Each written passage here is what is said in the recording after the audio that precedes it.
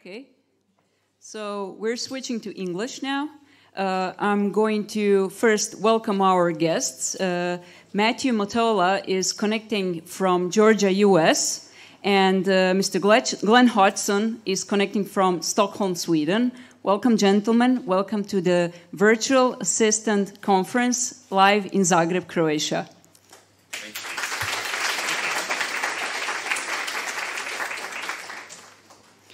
Okay, so let me introduce you, gentlemen, so that our audience here, who is very eager to hear about the future of work and collaboration, so that they know your expertise. I'm going to call you the experts on the future.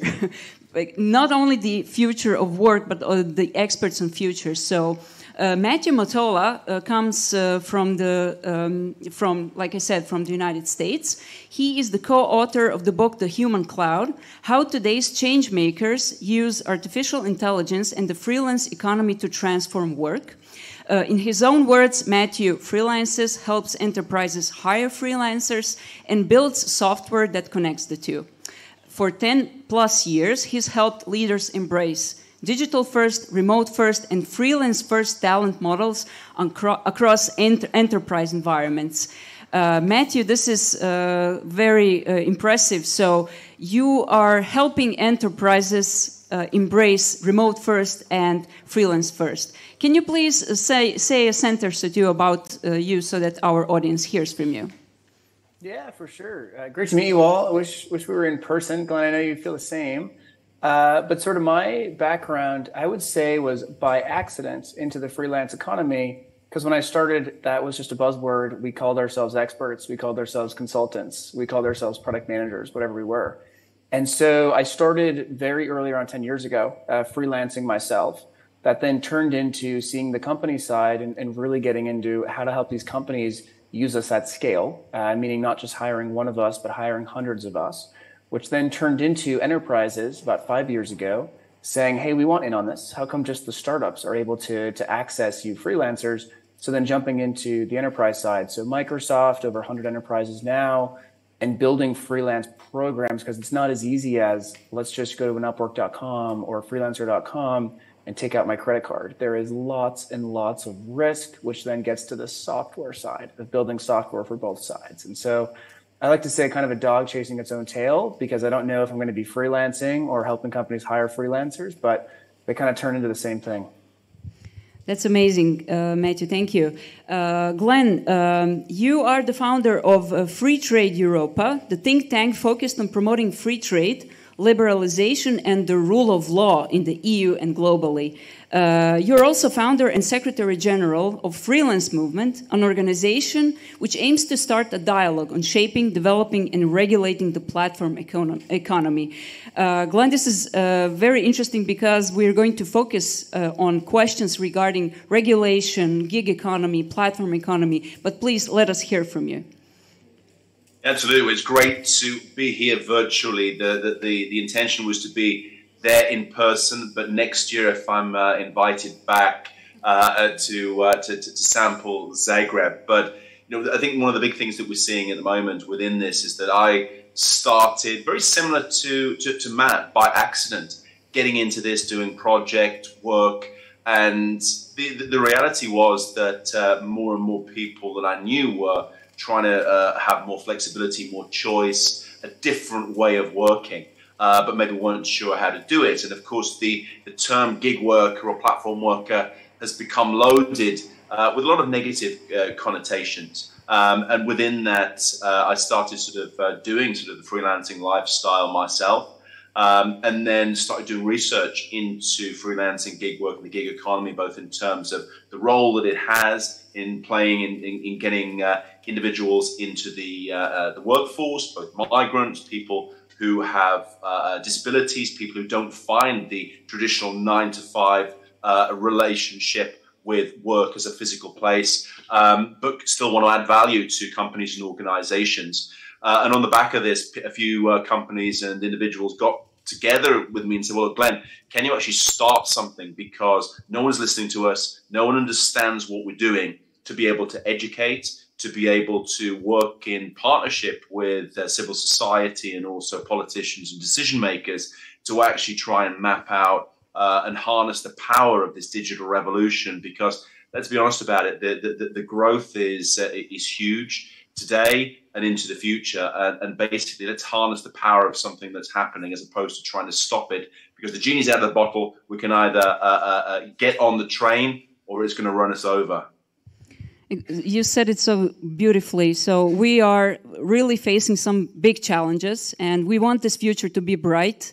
And we are going to face many problems and challenges which you and your think tank are helping to solve, because we cannot let the genie run rampant, but we cannot let others to put the genie back into the bottle. So we are facing many challenges. I have a first question for Matthew regarding those challenges I just mentioned.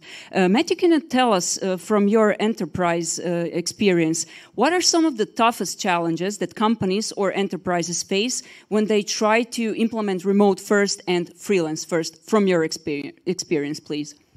Yeah, it's a good question in terms of what are the biggest challenges, and it is contextually dependent, because if you have not hired a freelancer ever before, then you're sitting in a different place than a company that started to hire, let's say, 100 plus. And so from the start, the general biggest challenge is just understanding.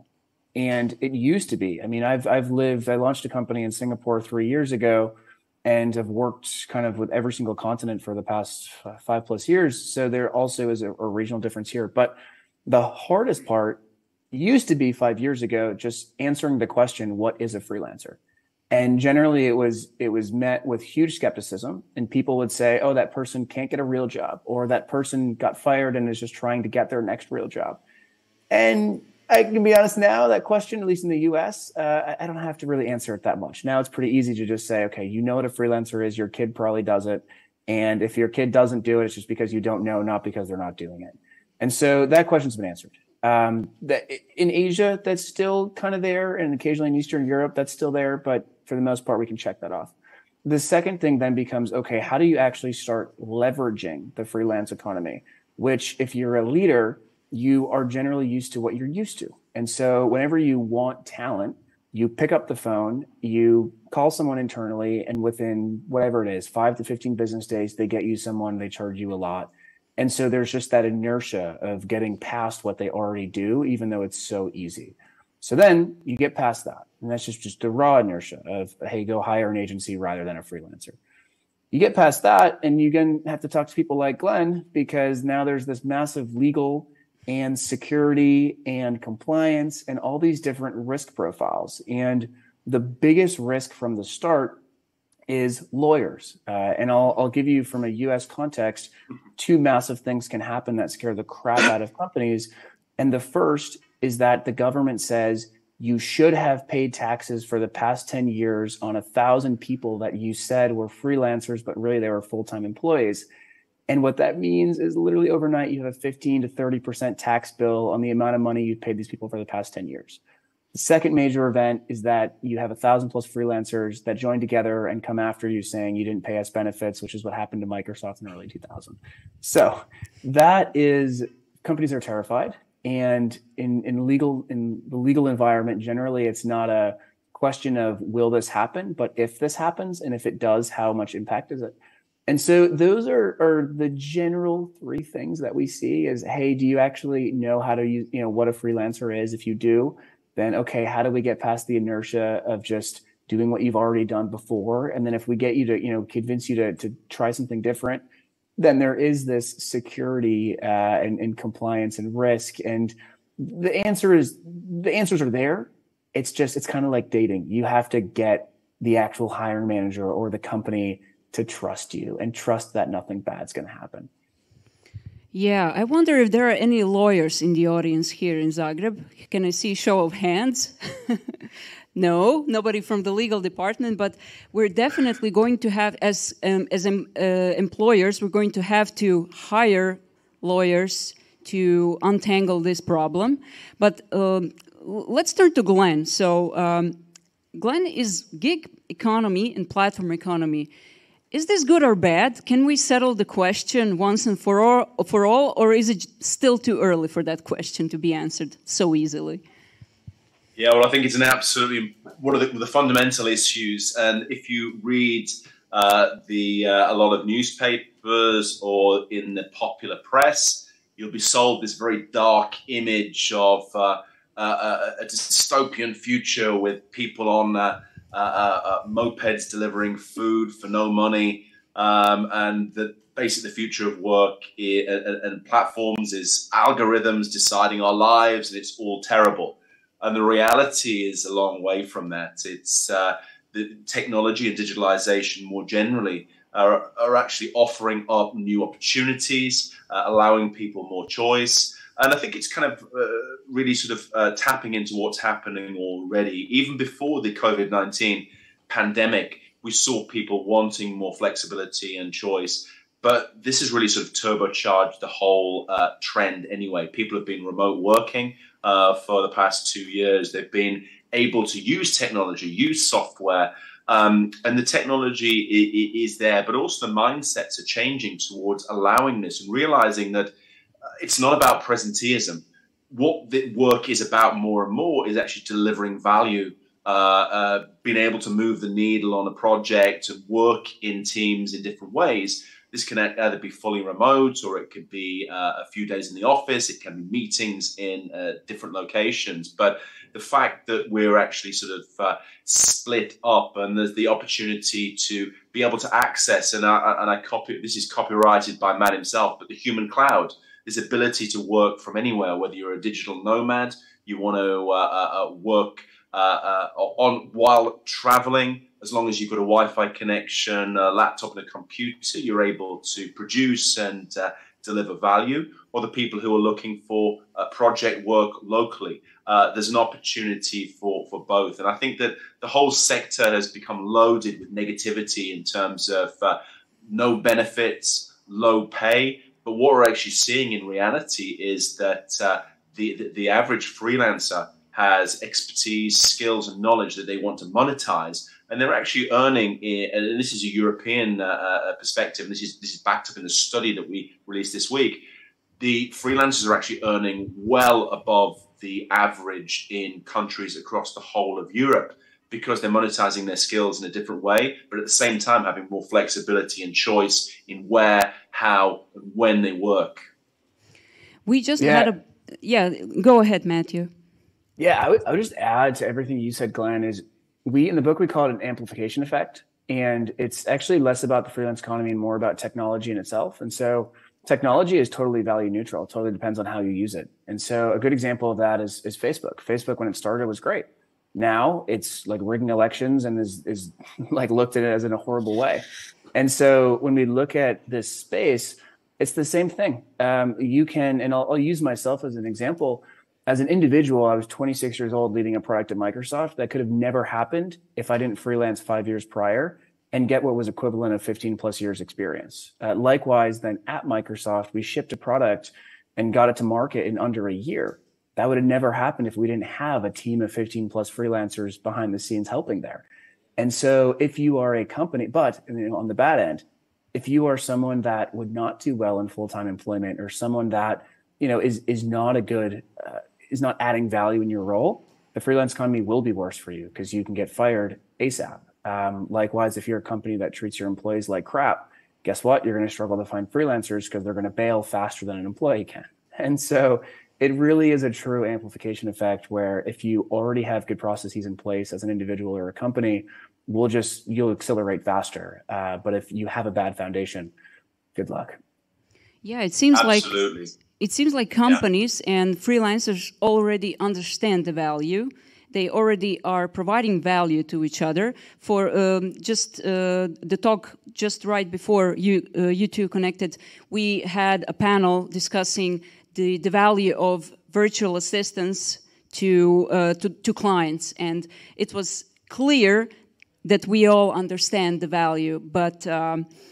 For example, you said, Glenn, you talked about the value, and there's something in the new study that your organization, Free Trade Europa, that has published, which is called Future of Work.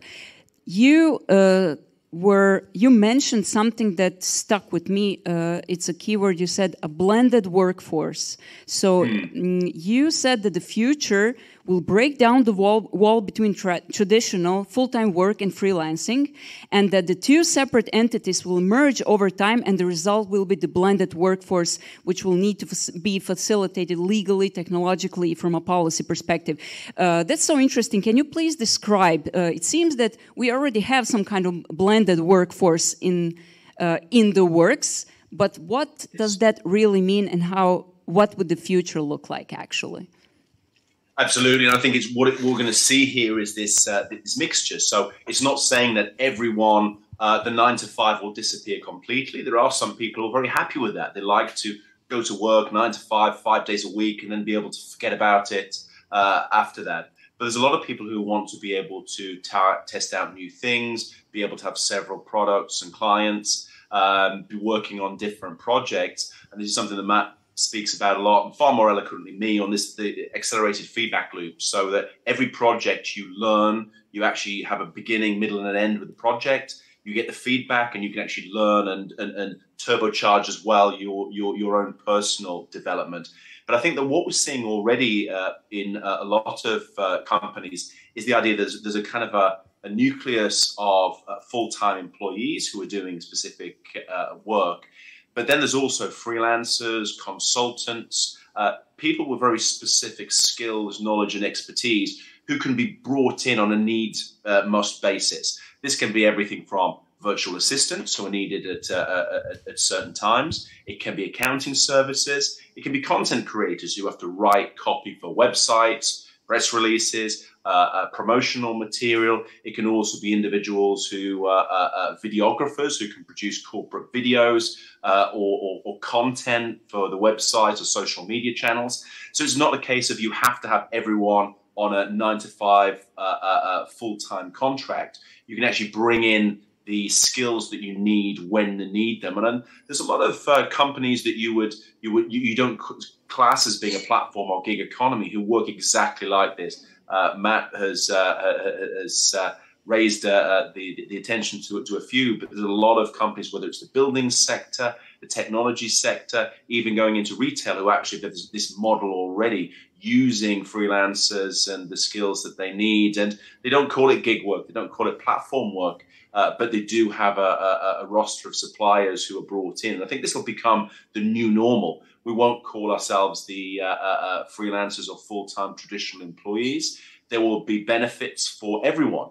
I think one of the things that will need to change very, very quickly is that being a freelancer, wanting choice and opportunity, should not preclude you from social security, from protection, from insurance, any of these kind of things that a traditional worker will take for standard.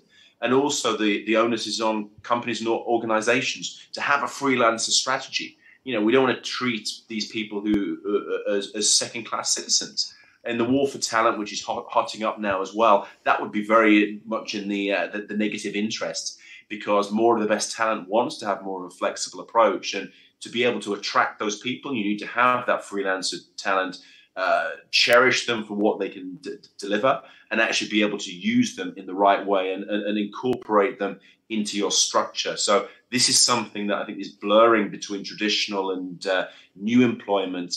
It's something that's going to become mainstream and very, very quickly. Yeah, I would call it. Yeah, go ahead, Matthew.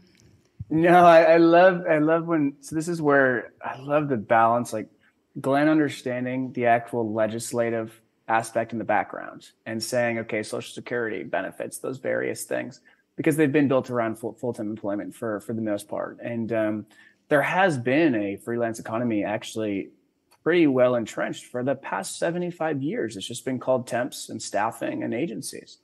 So it's really not that different. The only difference is that we're taking out a lot of that middle layer because we have software now that can handle what used to require large organizations. That's it. And I think from a blended perspective, it's funny, like when you start in this industry, generally what happens is, you know, you start to say the future is freelance, right? And you're like, everyone's going to become freelancers. Not true. It's just kind of ridiculous. But it is true that the default is going to become remote first, which now we know that used to be a massive barrier.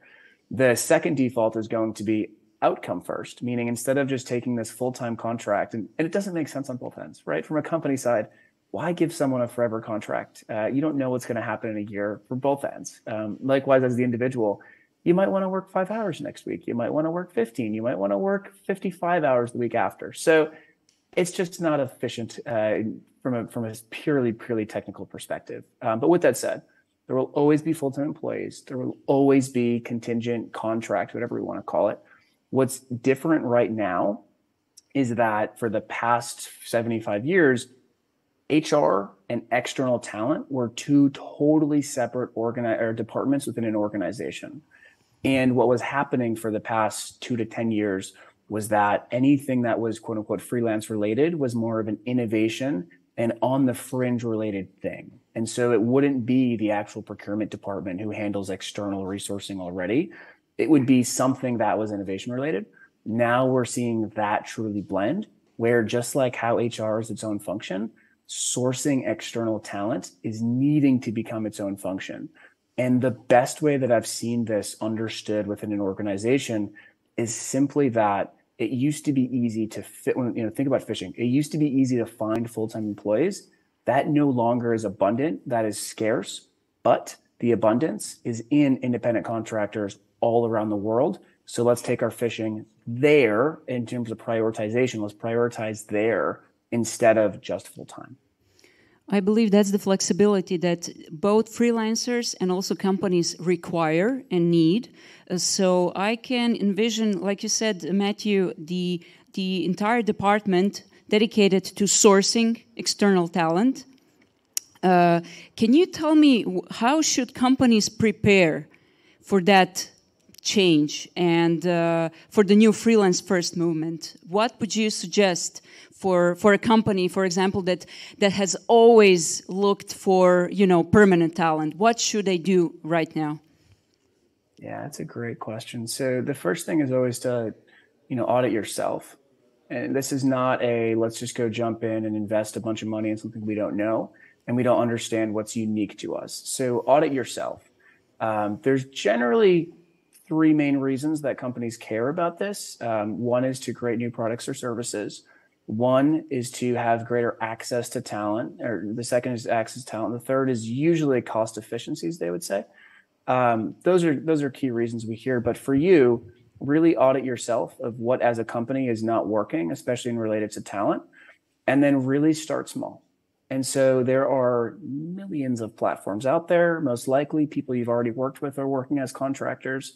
So start small in terms of sourcing smaller projects. So don't go out there and throw $15,000 to $100,000 on something. Start with something like a PowerPoint design, or start with something like market research, and really start to get your feet wet. And you'll learn it's really not that different. And then third is make this a cross-company collaboration. Don't just make this one person who feels like a crazy rebel trying to drive this. Make sure that you have legal, procurement, finance, product, marketing, engineering. Make sure everyone is on board to understand that, number one, they can think creatively about how they source talent, but then also it's a team effort of we're all going to do this together. Usually what happens when things fail is that they look to the freelance economy as a magic bullet. It's not. It's actually, it's funny, like digital transformation can be looked at as a magic bullet. This is going to be slower and require more manual lift than digital transformation, because we're talking about humans, not just software. So, audit yourself, understand what in your company is really broken. And then from there, you'll start to see opportunities, whether it's creating a new product or service, whether it's getting access to new talent pools, or whether it's cost efficiency that you need, and then start small.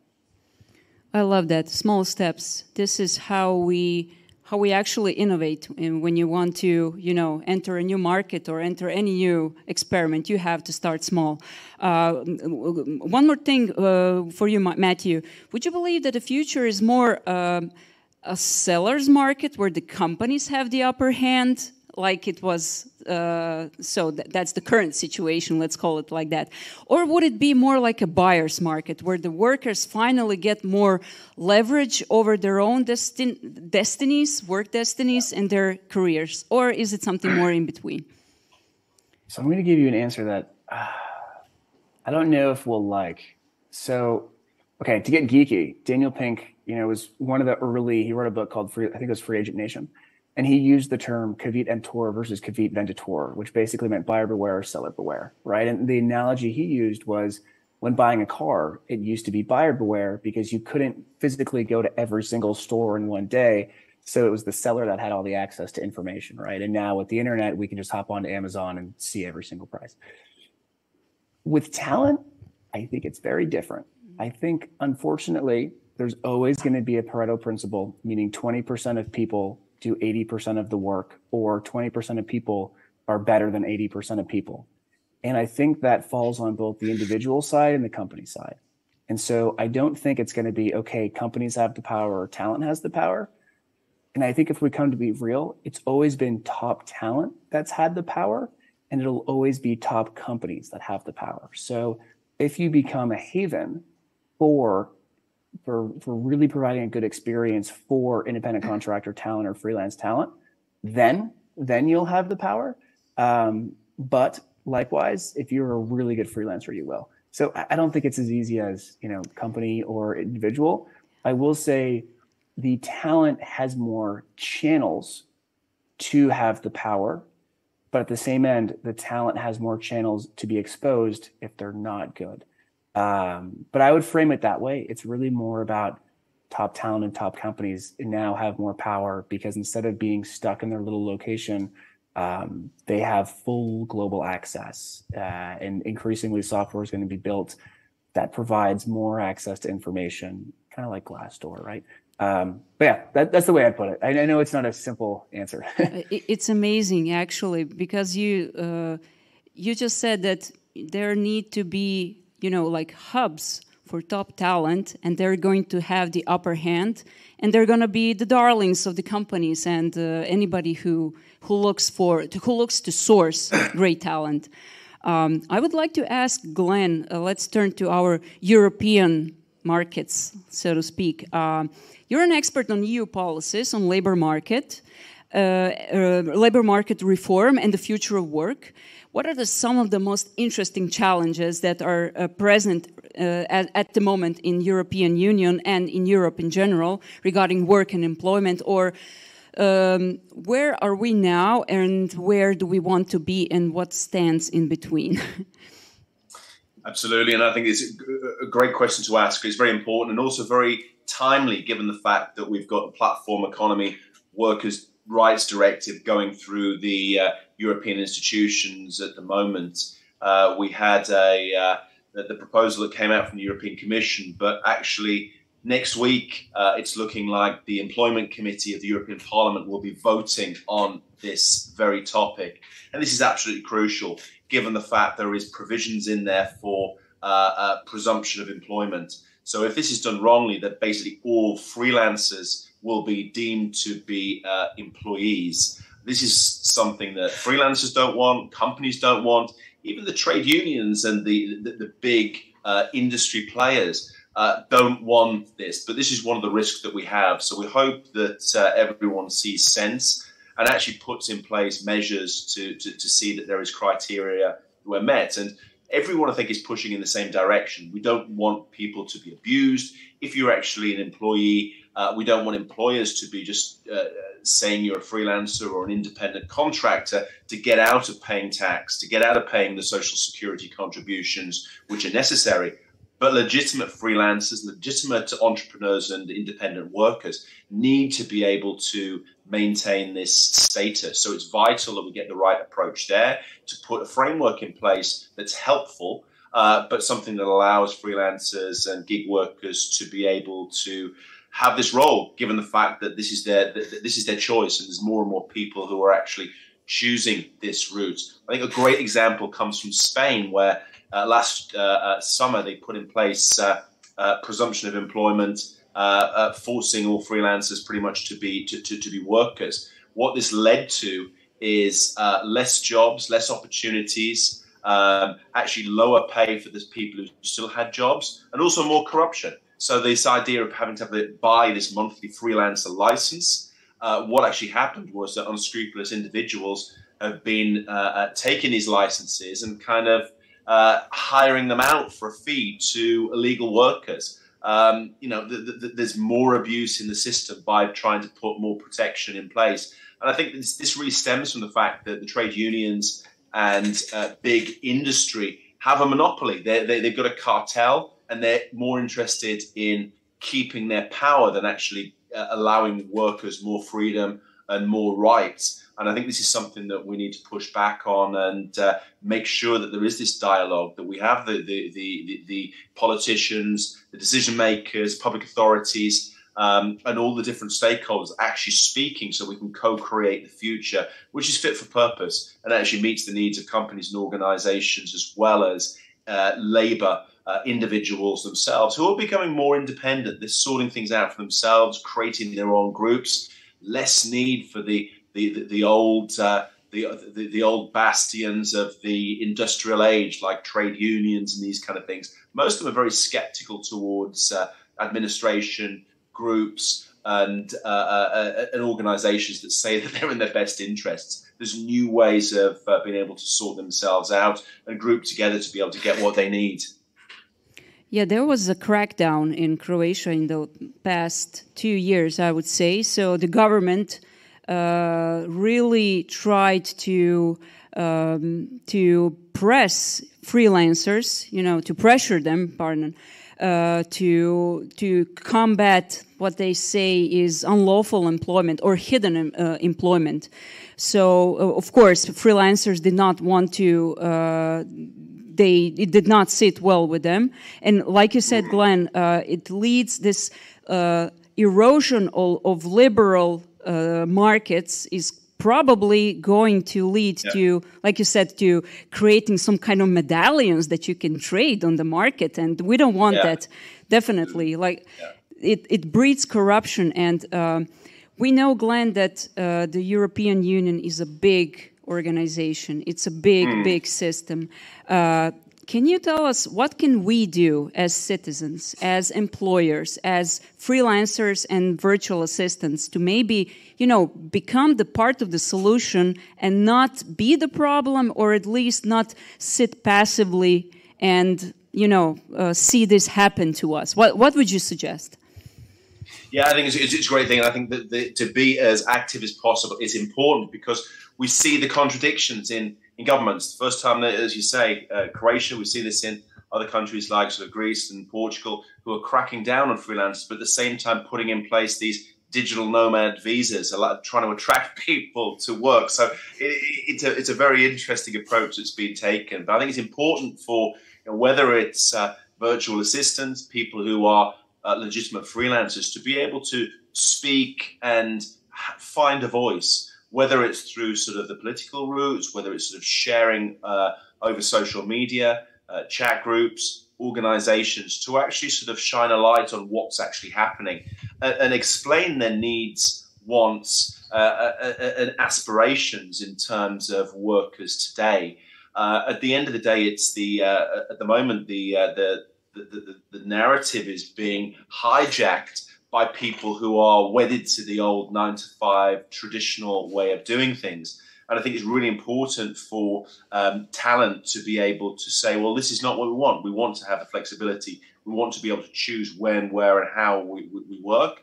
We want to be sort of based on the value of what we can produce, but at the same time also not be limited to a local or a national or even a regional market. A lot of these things that we're talking about are skills which are transferable. They're actually available on the international marketplace, and it's a way to earn money from your skills. So I think to be able to, by doing, is probably the strongest part of all this. Actually showing that it works, and actually on the back of that, I've been able to talk about it to the decision makers and opinion formers to show that this is not something that's scary. It's not something that's negative. It's something that's allowing people to have proper balance at the end of the day, which is probably for the first time when the power is on the individual to be able to sort themselves out in a different way. We all talk about sort of the need for work-life balance, mental health, all these key issues that are coming forward now. and not all of them, but a lot of these things can be actually addressed by having a more a flexible approach to the labor market and approach to work. So it needs to be individual-centered as opposed to system-centered.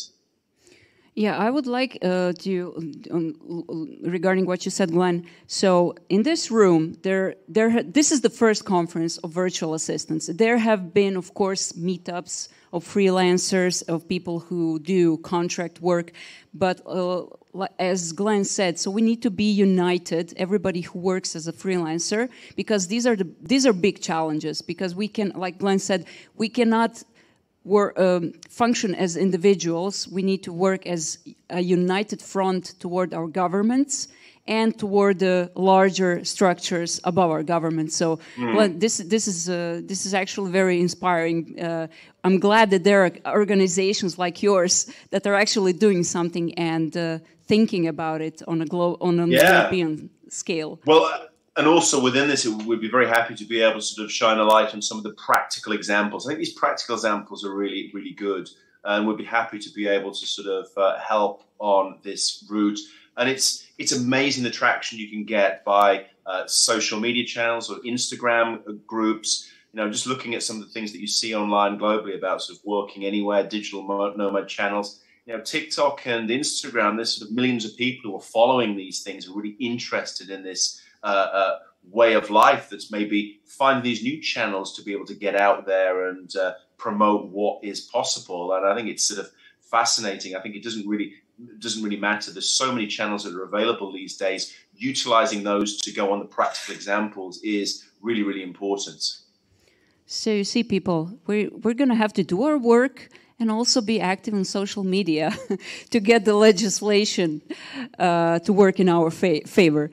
Okay, so we have a couple of minutes for a topic that's maybe not too far in the future, but I'm not that young anymore, so it's quite close to me. Let's talk about the next 5 to 10 years. For example, I can see a lot of people in their 30s, in their 40s, in their 50s and older. They're increasingly turning to entrepreneurship and online teaching. And I can see myself also as an older lady with a YouTube channel, with a couple of podcasts and a community. For example, Matthew, you work with enterprises who have, larger budgets and more resources. Is this something you can see as a future? People, experts turning to teachers, to educators. What do you think about that? Ooh, that's a good question. So, and let me refine or reiterate what you were saying. So, the ability to go from I just have this job to more of the content of, hey, I have this job and I have articles and I have a podcast and I have YouTube videos or you name it. I think I'll give a little bit of a U.S. perspective. I think we went a little bit overboard, actually, in terms of everyone tried to be an influencer. And we even have around, I forget what it is, 40 to 70% of kids here are saying they want to be YouTube stars. I think that it's more available to everyone. But with that said, and this is very U.S. perspective, I think it's actually more distracting than ever. Because it's the typical, let's say you write a book. Are you writing a book about writing a book? Or are you writing a book about something that you have deep expertise in that only 10 people in the world can write about? I think in terms of the next 5 to 10 years, there's a extremely open internet that anyone can write, can access, you name it. And whether that's articles, podcasts, you have more of an opportunity to get your voice out there. With that said, I think it's never been more important to be the expert at whatever your niche is. And being the expert does not mean having the loudest voice. And what's changed a lot is that term expert doesn't have to mean you have a bunch of degrees or you have a degree in some specific thing. It means that you have quantified success. in something. And so instead of just saying, hey, I'm an entrepreneur, it's I am a small restaurant expert. For me, it is I am a product management expert specifically in SaaS software, specifically in B2B SaaS software. And yes, I could, have a book related to that. I could have a podcast related to just that or YouTube videos. I think it can be distracting though, trying to build up. Because the question I used to always get 2 years ago was, does everyone need a personal brand? And my answer was actually, I sure as hell hope not, because there's a lot of people who don't want to see their face everywhere and don't want their voice to be the first thing everyone hears when they wake up. So I know it's not a direct answer of yes and no. I think it is easier than ever to have a voice, but it's never been more important to be trusted. And just because your voice is out there does not mean you're necessarily trusted. I wonder your take, Glenn, because, and just for context too, in the US, we had like Tim Ferriss wrote that book called The 4-Hour Work Week. I think we kind of have this massive self-help industry where most of the self-help people should just go to therapy themselves and not tell other people what to do. So, there's a little bit of US bias here. We have a little bit too much flash and not much action. But that's my take, is really build trust. Have people trust you. And, articles, YouTube, podcasts, whatever it is, that's just one channel. But doing the actual work, right, and proving results will always be the best way to have people trust you. I don't know, Glenn, what's your take? I think absolutely. Doing is the most important, actually showing the results, showing the value of why these things work. So if we can extrapolate this to the virtual assistant space, just show how this can be sort of good, it can be efficient, it can actually sort of deliver a service more efficiently, more cheaply, more conveniently than maybe traditional routes would take us down. So I think it's that the body of work that you can actually point to, I think is really important. I think here in sort of Europe we're a little bit behind the US, but I think that's not necessarily a bad thing. I think we suffered a lot of the negativity and the painting black of the sector has come from the US and the kind of what I call the gig economy 1.0, which was just try to get onto the market, earn a lot of money, not care about the rules, regulations, or workers, and then try and see where it takes us. That thing has never been something that would work in Europe, and the kind of the evangelists from Silicon Valley have been exposed on some of those points a long time ago. I think what we're coming to is something much more, I'd like to say low key, something that's not sort of the big bang approach, but something that's becoming part of everyday life in terms of, the individuals who want to have maybe sort of a career and a job, they want to have a side hustle, they want to have various projects on the go. And one of the things that came out of the Voice of Freelancers Future of Work 2022 survey was that the average age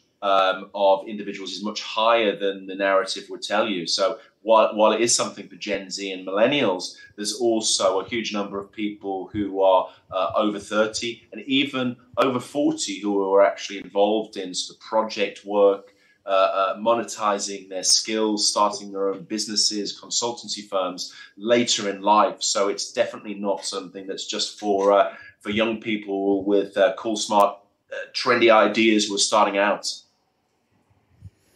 That's amazing. You have brought a wonderful international perspective to our little country of less than 4 million people. Since we're out of time, I would like to ask the audience if you have any questions for Glenn and Matthew here. So you can raise the hand and ask about the future of work and collaboration, which we're all going to be a part of.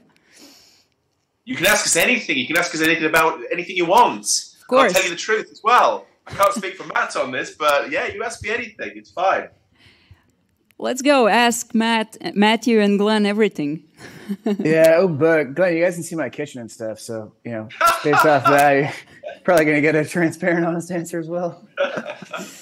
Okay.